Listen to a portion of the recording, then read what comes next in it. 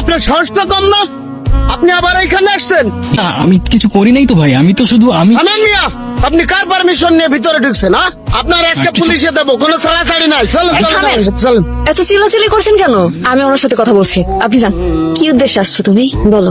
কোনো উদ্দেশ্য নিয়ে তো আসি নাই আমি। সাইবা, আমি তোমাকে কত খুঁজছি, কোথায় খুঁজি নাই আমি তোমাকে। আমি খুঁজতে বলেছিলাম তোমাকে? বলেছিলাম আমি খোঁজার জন্য? কেন খুঁজেছো? এত বছর পর কথা হচ্ছে আর তুমি এভাবে কথা বলতেছো আমার সাথে। আর কিভাবে কথা বলবো? হ্যাঁ, কে তুমি? আমি কে?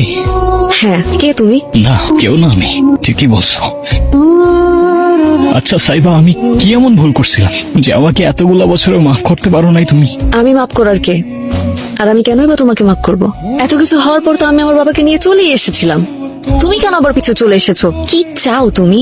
একটু কথা বলতে চাই, ব্যাস, আর কিছু চাই না আমি। সেদিনের পর থেকে তোমার সাথে আর আমার কথা বলার কোনো ইচ্ছা নাই। আর দয়া করে আমার সামনেও আসবা না, আর আমার মেয়ের আশেপাশেও থাকবা না। এখনো দাঁড়িয়ে আছো কিসের জন্য? যাও এখান থেকে।